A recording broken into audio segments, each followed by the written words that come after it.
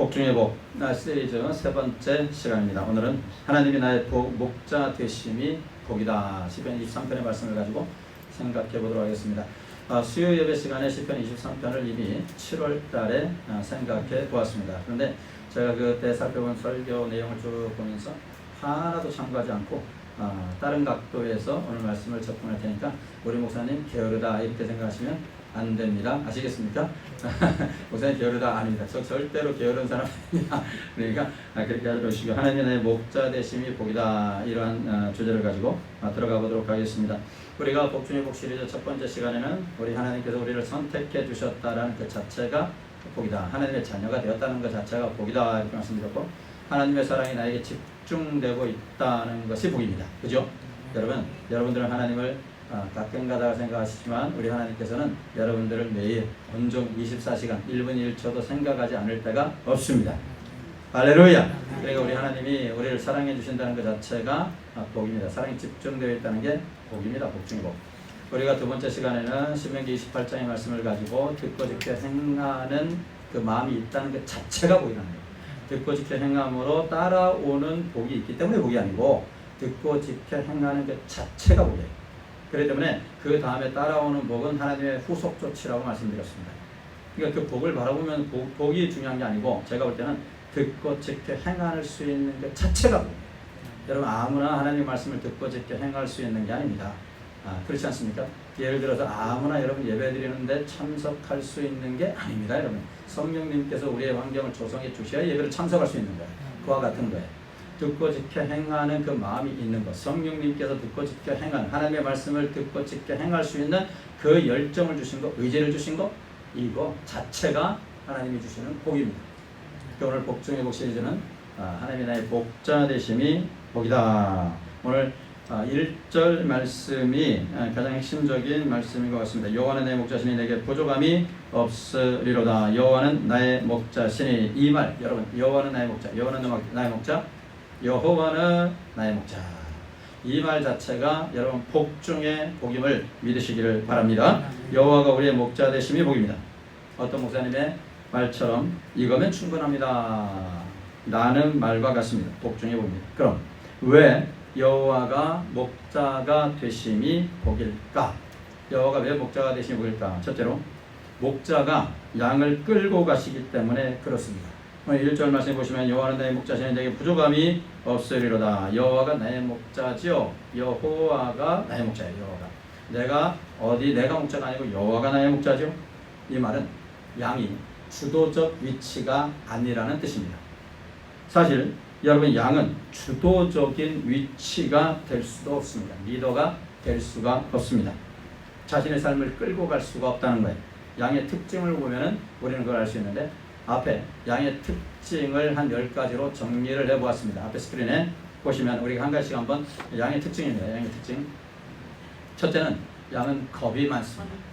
양이 겁이 많다는 특징이 있대요. 양은 이거 제가 양을 찾아가 가지고서 조사해서 나온 거 아닙니다. 그냥 양의 특징을 찾아보니까 이렇다 이거예요. 양의 특징입니다. 겁이 많습니다. 양은 본능적으로 위협에 굉장히 취약하다고 합니다. 스스로를 보호하는 능력이 부족해서 주변 환경에 민감하게 반응하며 쉽게 두려움을 느낀다는 겁니다.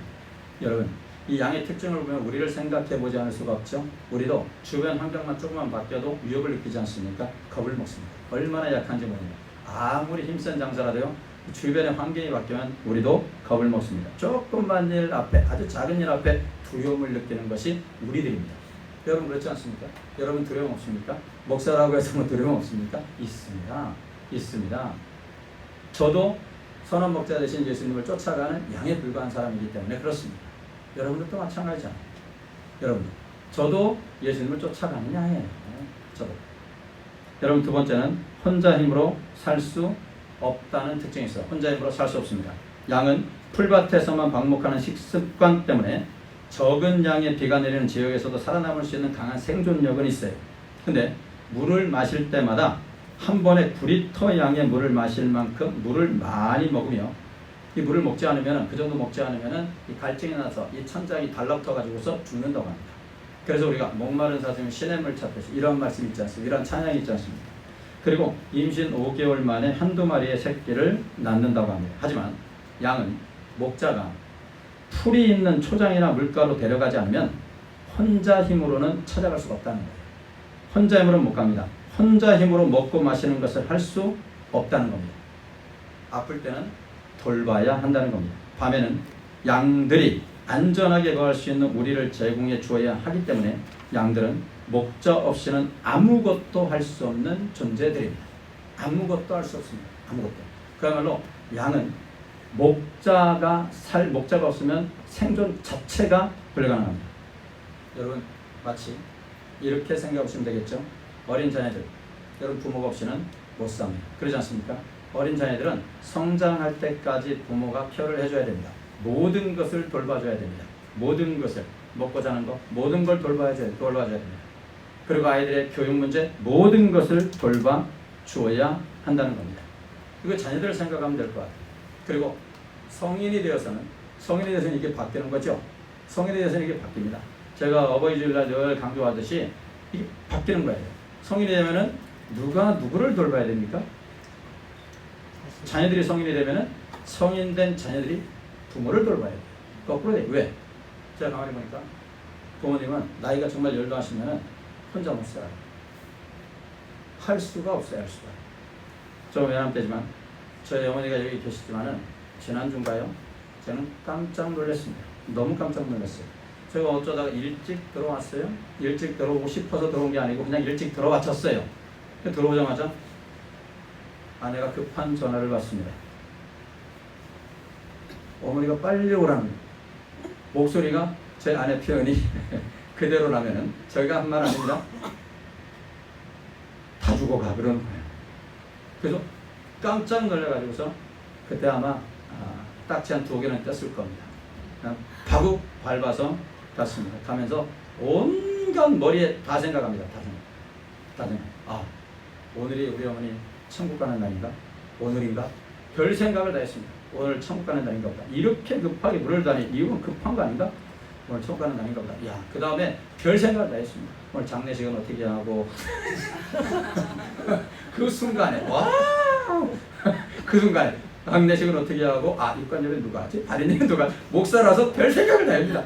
별 생각을 그래서 뭐 살아보세요. 목사는 내가 해야지 뭐 그냥 뭐 자식이지만 내가 해야지 뭐 하면서 이렇게 별 생각을 다 합니다. 그래서 가장 제가 그랬어요. 그러면서 막 눈물이 나는데 그러면서 가장 엄숙하게 보내드려야지. 가장 경건하게 보내드려야지. 할렐루야. 그러면서 집에 갔어요. 집에 가서 빨리 올라가라. 그랬더니 제 조카가 병원에서 그 조카도 또 딱지 몇 개 띈 것 같아요. 걔도 막 날라온 거예요. 날라온 거. 걔 병원에서 날라와가지고 벌써 다 이렇게 손을 다 봐고 컸더니 또 멀쩡. 그래서 온갖 상상 다 하면서 그래서 제가 그랬어요. 믿음이 연약한 목사야. 아이고 왜 그 순간에 그 별의별 생각 다 하는 거야. 왜 벌써 버릴 생각. 믿음이 연약하구나 목사가. 그래서 제 조카가 먼저 와가지고서 그래서 제가 생각했어요. 제가 아내한테 그랬어요. 나이 들면 정말로 혼자서는 안 된다. 밤새 안녕이라고. 언제 우리 주님이 데려가실지 어떻게 합니까? 그래서 정말 이거 어떻게 하면 좋을까? 지금 상황이 어떻게 하면 좋을까? 막 아주 답답해. 제가 지금 상황이 굉장히 답답해. 자식된 입장에서, 목사된 입장에서는 생각 안 하고 일단 자식된 입장에서는 정말로 답답해. 어떻게 할 줄은 모르겠어. 어떻게 헤쳐나가야 될지, 어떻게 이 상황을 해결해 나가야 될지. 그래서 저는 우리 성도들에게 늘 말하지만 제가 막 세뇌를 시켜요. 우리는 죽을 때 깨어나도 저놈이랑 살아야 돼. 무조건 살아야 돼. 그놈이 누군지 아시겠죠? 그놈이랑 무조건 살아야 된다. 지금부터 막 세뇌를 시켜요. 무조건 우리는 쫓아갈 거야. 무조건 쫓아가. 그래서 제가 신혼여행도 쫓아가자 그랬더니 막 얼마나 저한테 뭐라고 하는지 무조건 쫓아가라고. 그게 전체적인 집안 질서가 잡히는 거예요. 집안 질서가. 그러니까 제가 얼마나 그때 놀랐는지 돌봐야 됩니다. 자녀가 자라날 때는 부모가 자녀를 정말로 케어해야 되듯이 부모가 연로하실 때는 자녀가 부모를 케어해요. 마치 양이 혼자 못 사는 것입니다. 우리도 역시 마찬가지. 우리는 하나님의 자녀로서 하나님의 선한 목자 되시는 분이 하나님 우리 하나님의 양으로서 평생을 하나님의 케어를 받으셔야 됩니다. 하나님의 케어를 못 받으면은, 하나님의 돌보심을 못 받으면은 우리는 죽습니다. 그렇게 하시면 돼요. 양이 목자의 도움 없이는 죽는 거 아니겠습니까? 세 번째는 위험을 피할 능력이 전혀 없습니다. 양은요, 천적인 늑대, 고요태, 여우 등의 육식동물의 먹이가 된다는 겁니다. 저항 능력이 없어요. 피할 능력이 없어요. 어리석고 미련하기 때문에 피할 능력이 없습니다. 네 번째, 고집이 세고 지멋대로입니다. 양의 특징입니다. 때로는 새끼 양들이 배고파서 어린 양들에게서 우유를 얻기 위해 다가가면, 어미 양에게 우유를 얻기 위해 다가가면은 어미 양들은 자신의 배고픔을 해결하기 위해서 매정하게 새끼 양들을 뿌리치고 가버린다고 합니다. 매정하죠? 지만 아는 거야, 지만. 집에만 일단 채워야 된다 이 말이죠. 다섯 번째는 시력이 나쁘다는 특징이 있습니다. 양은 눈이 나빠요. 그래서 눈 앞에서 무엇인가 움직이는 게 보이면 그것을 따라갑니다. 그래서 방향 감각이 둔해서 앞에 낭떠러지가 있는지 아니면 가시나무가 있는지 구분하지를 못한다는 거예요. 하지만 특징이 있습니다.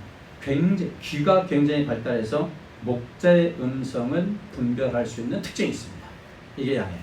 그래서 팔레스타인에서 양에게 다 이름을 붙여준다고 하지 않습니까? 예수님께서 양 100마리, 잃은 양 한 마리에 대한 비유를 말씀하지 않습니까? 그때 그 비유가 왜 나왔냐면 한 마리 한 마리 양의 이름이 있거든요. 그래서 양의 우리를 들여보낼 때 무슨 양 부르면 한 마리씩 들어가는 겁니다. 다 들어가는데 무슨 양을 불렀는데 그놈이 없어요. 이걸 우리 예수님께서 잃어버린 양의 비유에서 말씀하시는 겁니다. 듣는다는 거예요. 듣는. 자기 이름을 부르는 걸 듣는다는 거예요. 그리고 여섯 번째는 넘어지면 일어서지 못한다는 겁니다. 양은 겉보기에는 둔하고 서툴게 보일 수 있습니다. 그리고 그럼에도 불구하고 양은 굉장히 민첩하고 균형 감각은 뛰어난 동물이라고 합니다. 근데 한 가지 예외적인 상황이 있는데 양이 뒤집어지면요 일어나지 못한다는 거예요. 양은 짧은 다리와 넓은 등을 가지고 있는 동물입니다. 이는 초원에서 먹이를 찾고 도망치는 데 유일한 구조이기도 하지만 뒤집어졌을 때는 일어나기 불리한 조건입니다.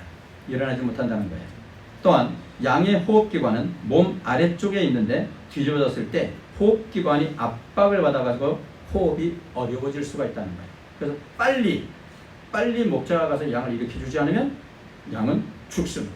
이렇게 준 다음에도 이게 중심을 못 잡는데요. 그래서 이 목자가 몇 초 동안은 양을 붙잡고 있어야 된다는 겁니다. 일곱 번째는 잘 속는다는 거예요. 양들은 잘 속습니다. 분별력이 없어요. 시력이 나쁘기 때문에 그렇습니다. 양을 치는 개들이 옆에서 뛰어다니면 그게 목자인 줄 착각하고 쫓아간다는 거예요. 그런 특징을 잘 아는 야생개나 늑대들은 양떼를 교묘히 유도해 좁은 골짜기로 몰아넣은 뒤 잡아먹는다고 합니다. 여덟 번째, 자기 목자의 음성만 듣는다는 거예요. 아홉 번째, 목자가 털을 깎아주지 않으면 양은 죽습니다. 양은 털이 많다는 거예요. 그래서 자란 양의 털 때문에 목숨을 잃을 수도 있다는 겁니다. 그 털 무게에 눌려서 말입니다. 이게 양의 특징이에요. 열 번째는 죽을 때가 되면 양은 온순해진다는 겁니다. 여러분, 염소나 돼지 등의 동물들은 죽음 직전에 발버둥을 치는 반면 양은 죽음 앞에서 모든 것을 체념한 듯 온순해진다는 겁니다. 학교에서 세계관을 설명할 때 세계관과 문화라는 과목을 제가 강의할 때 이 문화에 대한 설명을 할 때 이 부분을 저는 설명을 했습니다. 이 부분을. 여러분, 양이라는 것에 대해서 우리가 양 문화가 아니기 때문에 양에 대해서 잘 몰라요. 그런데 양 문화 속에 있는 사람들의 이사야 53장에 나오는 말씀에 대한 감각이 굉장히 뛰어납니다. 그러니까 우리는 이사야 53장을 그냥 예수님의 고난장으로 열고 고난장으로 알고 그냥 읽어 내려갑니다. 그런데 양의 문화권 속에서 이 말씀을 설명하면 굉장히 심도 있게 깊이 있게 감정이입이 될 수가 있습니다. 감정이입이. 왜냐하면 그 사람들이 양이 죽는 걸 알거든요. 양을 죽일 때 양을 일판 눕혀놓고 가슴을 칼로 짠다고 합니다. 가슴을 이렇게 칼로 쫙 배를 째는 거예요. 쫙 째고 그 안으로 손을 집어넣어서 목통을 잡고 숨통을 잡고 끊어버린다. 이게 양. 그런데 그 고통 속에서도 요거 한번 하고 가만히 있는 게 양이라는 거예요. 그러니까 이러한 양에게서 이사야 53장에 나와 있는 말씀, 털 깎는 자 앞에서 순한 어린 양과 이 말씀 앞에 이 사람들의 은혜를 받는 거예요. 우리는 별 감정이 안 돼요. 왜냐하면 양문화가 아니기 때문에. 근데 양은 그렇다는 거예요. 염소나 돼지는 막 안 죽겠다고 발버둥을 친다는 거예요. 이게 양의 특징입니다.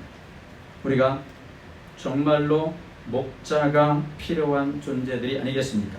10번째, 죽을 때 온순해진다는 특성만 제외하고 모든 양의 특징들이 나타나는 존재들이 바로 우리들입니다.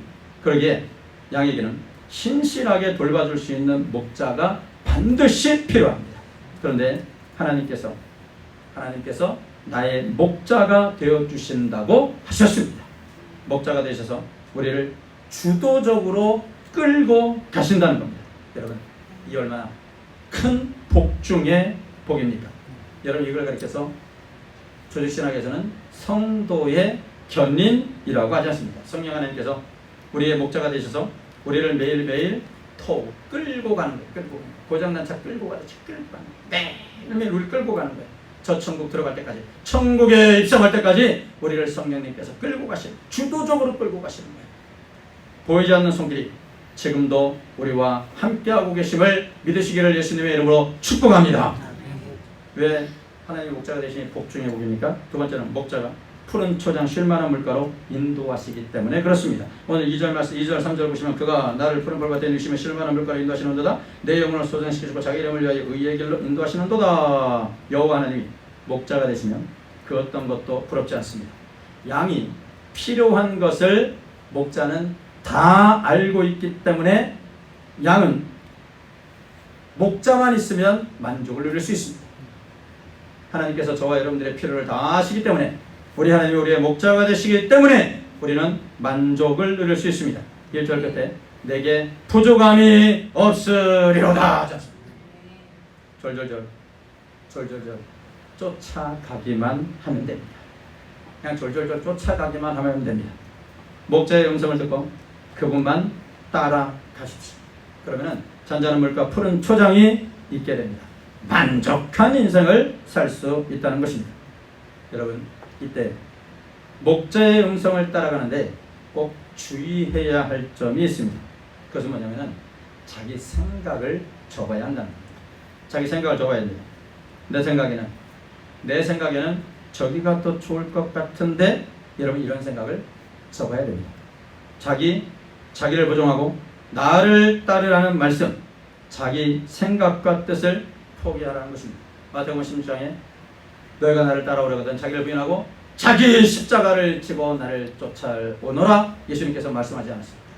자기를 부인하고 자기 십자가를 지라는 거예요. 자기를 부인하라라는 것은 자기 생각과 자기 뜻과 자기 경험과 자기 생각을 포기하라는 거예요. 접으라는 거예요. 주님, 제 생각에는 아닌 것 같은데요. 이런 생각을 버리셔야 한다는 겁니다. 여러분, 사실 말씀에 은혜 받는 것도 마찬가지 아닙니까? 여러분께서 여기 지금 예배드리러 나오셨습니다. 말씀을 듣는 시간입니다. 누가 은혜 받습니까? 자신의 생각과 경험을 접어야 은혜를 받게 되는 줄로 믿습니다. 목사가 아무리 하나님의 말씀을 전해도요, 마음속으로 그건 아닌데, 이것은 아닌 것 같은데, 여러분 이런 생각으로 말씀을 들으면은 영혼의 만족을 주는 은혜를 체험하기가 어렵습니다. 내 생각을 접고 주님의 생각과 계획을 따르셔야 됩니다. 그럼 거기에 만족이 있게 되는 겁니다. 육적 만족뿐 아니라 3절에 보시면은 내 영혼을 소생시킨다고 하지 않습니다. 내 영혼을 영혼의 만족까지 내 영혼을 소생시킨다는 거예요. 내 영혼이 지치지 않게 늘 새롭게 하신다는 거예요. 새롭게 하신다. 여러분, 영혼이 지치지 않으면 사실 육신도 힘이 나는 겁니다. 또한 최고의 길로 우리를 인도하신다고 말씀해 주셨습니다. 사랑하시는 성도 여러분, 양이 자기 멋대로 가면 되겠습니까? 뭘 한다고 멋대로 갑니까? 암놈의 엉덩이만 보고 따라가는 동물이 양인데 위험천만하지 않겠습니까?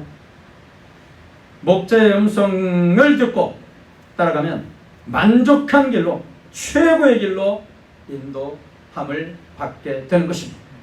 자기 생각을 접어야 됩니다. 내 생각이 저긴데 내 생각이 이런데 어쩌고 저쩌고 그거 안 됩니다.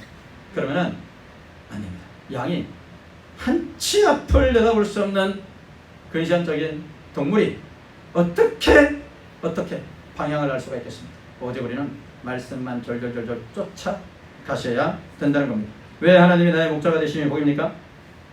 위험에서 지켜주시기 때문입니다. 오늘 4절 말씀 봐서 보시면은 우리 4절 같이 한번 읽어봅니다. 시작. 내가 사망의 음침한 골짜기로 다닐지라도 해를 두려워하지 않을 것은 주께서 나와 함께 하심이라. 주의 지팡이와 막대기가 나를 안위하시나이다. 아멘. 다윗은 죽음의 고비를 수없이 넘겼던 자신의 지난날을 떠오르면서 사망의 음침한 골짜기라고 표현을 했습니다.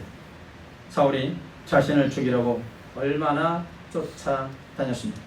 예를 들어서 사울은 천천히요, 다윗은 만만이로다라는 백성들의 칭송, 여러분이 칭송을 들었으면 왕이면 넓은 마음, 태평양 같은 넓은 마음을 가졌으면 내 신하 중에 저렇게 훌륭한 사람이 있다니 그를 잘 사용해가지고서 그를 적재적소에 배치해가지고서 그를 활용할 줄 알아야 되는 거 아니겠습니까? 그런데 사울은 오히려 격분하지 않았습니까? 격분했어요. 백성들이 나에게는 천천을 돌리고 다윗에게는 만만을 돌리다니 격분했습니다. 그래서 사무엘상 18장 10절에서 11절 말씀에 가서 보시면은 이렇게 되어 있습니다. 그 이튿날 하나님께서 뿌리시는 악령이, 우리 같이 한번 읽어봅니다. 앞에 있습니다. 같이 읽습니다. 시작. 그 이튿날 하나님께서 뿌리시는 악령이 사울에게 힘있게 내리매 그가 집 안에서 정신없이 떠들어대므로 다윗이 평일과 같이 손으로 수금을 타는데 그때에 사울의 손에 창이 있는지라. 여러분, 그가 스스로 이르기를 내가 다윗의 벽에 박으리라고 사울이 그 창을 던졌으나 다윗이 그 앞에 두 번 피하리라. 11절 말씀에 그렇게 되겠죠. 던졌습니다. 안 졌습니다. 그런데 우리가 생각해볼 문제가 있죠. 생각할 문제. 사울이 과연 그 실력이 없었을까? 여러분 그런 생각 해본지 않으셨습니까? 사울이 저 멀리서 뭐 한다 해도 그걸 맞출 수 없는 실력일까? 여러분 사울도 전쟁터를 누볐던 사람입니다. 장군 중에 장군입니다. 아주 명장입니다. 그런데 다윗 한 명 못 맞춰서 다윗이 그것을 피할 정도? 여러분 그게 아닌 것 같습니다. 거기에는 하나님께서 돌보심이 있는 거예요. 하나님께서 다윗을 피하게 하셨고 다윗이 사울의 창을 빗나가게 하신 줄로 믿습니다. 여러분 그런 놀라운 역사가 거기 나타난 거예요. 놀랍지 않습니까? 하나님께서 하신 하나님께서 모든 위험한 상황 속에서 다윗을 건져내기 위해서 하나님께서 피하게 하셨다는 거예요. 하나님께서 나의 목자가 되시면 사망의 음침한 골짜기와 같은 가장 강력한 죽음의 상황이 된다고 할지라도 염려할 것 없습니다. 두려워할 필요가 없습니다. 목자이신 하나님의 보호와 인도하심이 있기 때문에 그렇습니다. 우리를 삼키려는 자들이 들이닥친다고 할지라도 목자의 장비인 지팡이와 막대기로 우리를 보호해 주실 줄로 믿습니다. 지팡이, 양들을 인도하기 위한 장비죠. 양들이 떨어졌을 때 쭉 끌어올리기 위한 장비죠. 막대기, 무기입니다. 무기. 적들이 공격해 왔을 때, 사자들이 공격해 왔을 때, 맹수들이 공격해 오는데 이 목자들, 이 양들을 지키기 위해서 목자가 갖고 있는 방어수단, 무기. 사랑하시는 성도 여러분, 우리도 살아가면서 이거 어떻게 하면 좋을까 하는 순간들이 있었고 또 앞으로도 있을 수 있습니다. 여러분 그때 기억하십시오. 잊지 마십시오. 하나님이 나의 목자가 되셔서 사망의 음침한 골짜기 속에서도 나를 지키시고 나를 구원해 주신다는 사실을 말입니다. 하나님께서는 가장 적절한 타이밍에 가장 최선의 방법으로 최고의 수단을 가지고 가장 적절한 시간에 여러분 우리를 구원해 주시는 목자가 되십니다. 여러분 이 예를 우리는 여러 군데 성경 여러 군데 찾아볼 수 있는데 먼저 모세의 예를 한번 제가 들어보도록 하겠습니다. 모세가 태어났죠. 모세가 태어났을 때 성경은 뭐라고 표현을 하냐면은 모세 어머니가 또 아버지가 석 달을 키우지 않았습니까? 석 달을 키웠는데 그 석 달 동안에 키운 이유가 성경은 참 재밌게 표현되어 있죠. 그가 잘생긴 것을 보고 그럼 못생겼다면 안 키운다는 얘기인가? 그건 아니지. 얼마나 예쁘다 이거지. 아무리 너무너무 예쁘다는 얘기죠. 여러분 그렇죠. 석 달 정도 됐으면은 뭡니까? 우리로 따지면 100일 가까이 100일 잔치 하는 거 아닙니까? 100일 잔치. 여러분 아이가 이쁠 때가 100일 때 합니까? 그렇죠. 100일 때 이쁩니다. 돌 때는 이미 걔가 세상을 알기 때문에 마구 돌아다니기 때문에 100일이면 아주 예쁩니다. 그런데 이 100일 때 더 이상 키울 수가 없다고 그 부모가 얘기를 했습니다. 왜냐하면 당시에 바로 왕이 모든 이스라엘 백성들이 아기를 낳으면 바로 남자이든 다 죽이라고 했거든요. 남자 다 죽으면 성장세. 이 이스라엘 백성들의 성장세가 어떻게 보면 이게 가파르기 때문에 이 성장세를 통해서 애굽이 오히려 이스라엘의 노예가 되는 것이 두려웠던 거예요. 그래서 다 죽여라. 남자들은 다 죽여라. 여자들은 살리고 남자들은 다 죽여라. 그래서 이 부모와 또 누이가 이제 궁여지책으로 날강 갈대 사이에 이 아이를 띄우자. 그래가지고 갈대상자를 만들어서 띄우지 않습니까? 쭉 띄웁니다. 쭉 띄웁니다. 그리고서 그 누이가 봅니다. 어떻게 될까? 저 갈대상자가 어떻게 될까? 봅니다. 그런데 결정적인 타이밍이 등장합니다. 5절에 보시면 출애굽기 2장 5절에 보시면은 바로의 딸이 목욕하러 나일강으로 내려오고 시녀들은 나일 강가를 거닐 때에 이렇게 표현합니다. 이때. 여러분 적절한 타이밍 아닙니까? 왜 하필이면 그때 목욕하러 나옵니까? 물론 어제 나올 수도 있고 내일 나올 수도 있는데 물론 내일 목욕한다면 왜 하필 그 시간에 여러분 가볍게 볼 문제가 아니고 하나님께서 모세를 통한 계획을 갖고 계시기 때문에 그렇습니다. 하나님께서 모세를 통해서 이스라엘 백성들을 구원하시고자 하시는 그 놀라우신 구원 계획이 있지 않았습니까?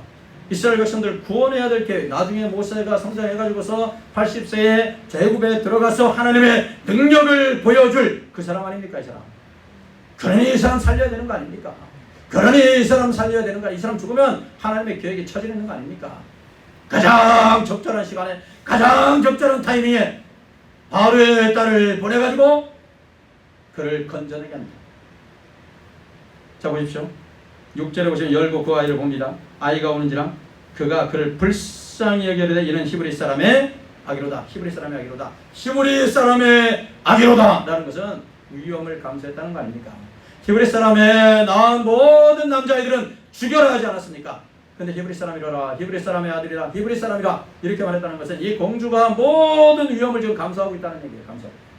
모든 위험을 감수하고 내가 이 아이를 도저히 내가 버릴 수 없다는 거예요. 불쌍히 여기는 마음을 하나님께서 이 공주의 마음에 심어주겠다.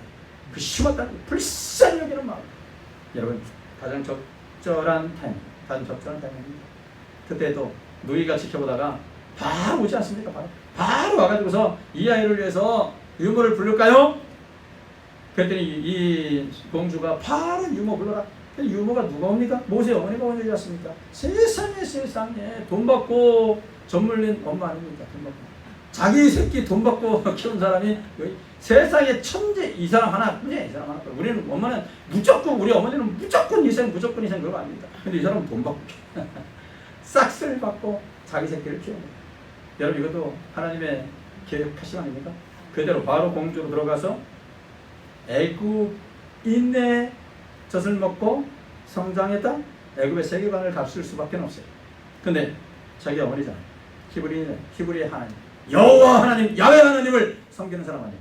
어렸을 때부터 성경적 사람 여호와의 사관을 가지고 어머니가 키우는 하나님의 계획을 성취합니다.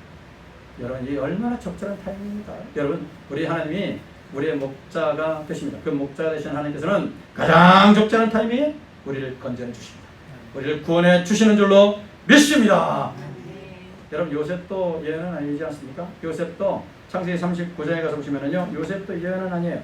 요셉이 보디발의 집에 팔려갔을 때 여러분 가만히 요셉의 예언은 제가 많이 듣는데 생각해 보십시오. 요셉이 팔려갔을 때 보디발의 아내가 요셉을 유혹하고 그 모든 과정, 그 상황을 한번 우리가 머릿속에 연상해보고 남편 보디발이 들어왔습니다. 보디발이 들어왔는데 막 이릅니다. 저 나쁜 놈이 한마디로 나를 겁탈하려고 했다. 그래서 내가 소리 지르니까 막 제가 위통먹고 막 도망갔다. 지가 잘못해놓고서 그러지 않습니까? 자, 들어보세요. 창세기 39장 19절에 보시면은 그의 주인이 자기 아내가 자기에게 이르기를 당신의 종이 내게 이같이 행하였다는 말을 듣고 심히 노한지라. 지금 보디발이 엄청나게 화가 났다는 거예요. 그러면 다음 행동은 뭐겠습니까? 보디발이 다음 액션을 취해야 될 행동은 뭐겠습니까? 종입니다. 바로 죽이면 끝이에요. 바로 죽이면. 노예의 생사의 여탈권은 주인 손에 있는 겁니다. 자, 자기 아내를 겁탈하고 한 놈을 왜 살려둡니까? 그냥 죽이면 되는 거 아닙니까? 애굽인도 아니에요. 이스라엘 백성이에요. 노예로 팔려온 자예요. 죽이면 되는 거 아닙니까? 자, 그런데 노한지라 이에, 바로 이에 요셉의 주인이 그를 잡아 옥에 가두니. 왜 옥에 가둡니까? 왜 옥에 가둬요? 그래서 어떤 어린이 성극에서 그런 말이 나오지 않습니까? 바로 요셉 이 보디발이 옥에 보내면서 속으로 그랬다지 않습니까? 네가 꼬리 쳤잖아! 이랬다고 하지 않습니까? 그런 재미난 표현이 있어요. 네가 꼬리 쳤잖아. 요셉은 그럴 사람이 아니라 이거예요. 요셉은 그럴 사람이 아니야. 네가 꼬리 쳤잖아. 성국에 그런 내용이 있습니다. 그것이 이제 성경 속에 나타나지 않기 때문에 성경적이라고는 볼 수는 없겠지만 우리가 이때도 보십시오. 하나님의 계획하신 아닙니까? 하나님의 계획하신. 죽여야 되는데 옥으로 보내잖아요. 하나님의 계획하신. 적절한 타이밍에 하나님께서는 하나님의 백성들 건져내 주시는 줄로 믿습니다. 이분이 바로 우리의 목자예요. 그러니 복 중에 복이 아닙니까? 우리가 살아가시면서 당하는 여러 가지 상황 속에서도 우리 하나님께서는 가장 적절한 타이밍에 가장 적절한 시간에 최선의 방법으로 최고의 길로 저와 여러분들을 이끌어 가실 줄로 믿습니다.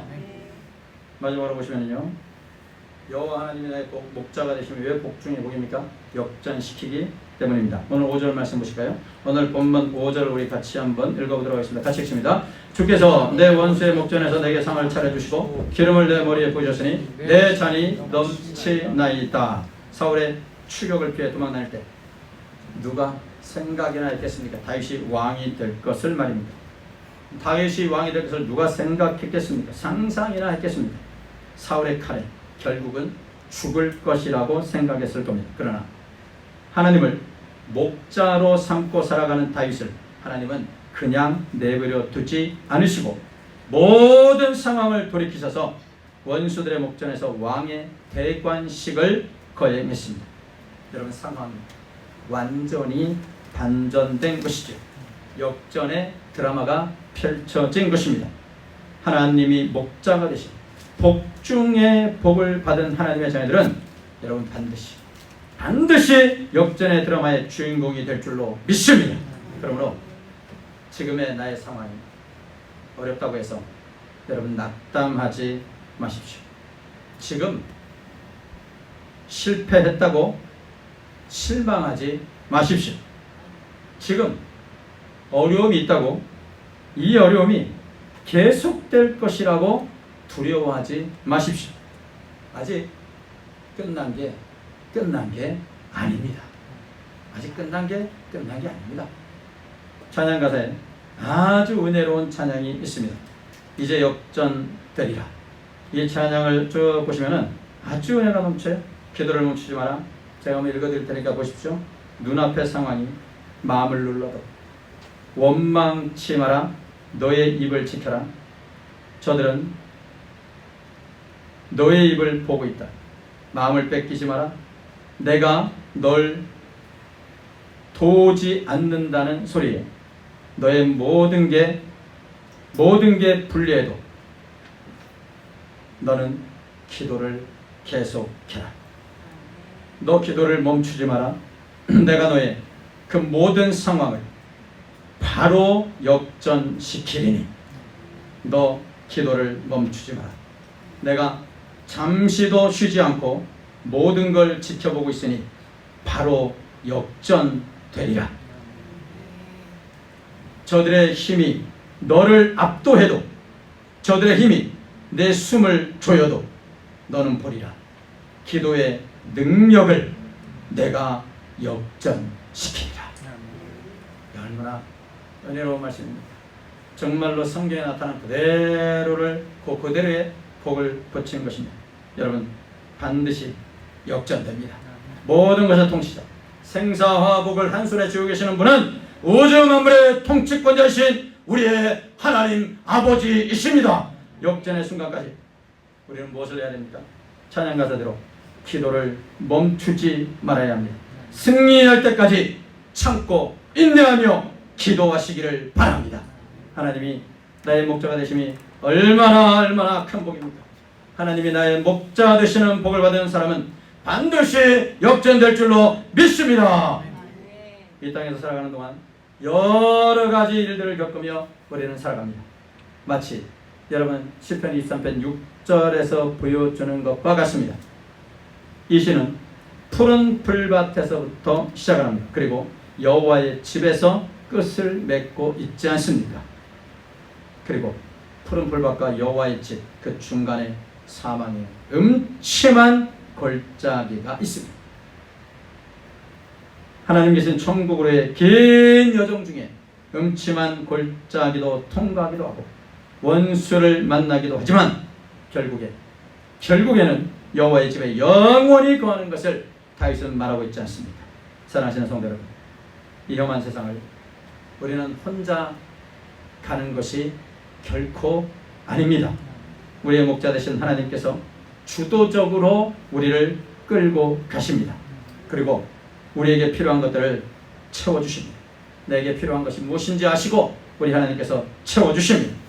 위험에서 건져주시고 결국에는 승리의 삶을 살게 하실 줄로 믿습니다. 하나님이 나의 목자십니다. 여러분은 이 엄청난 복을, 복중의 복을 받은 분들이십니다.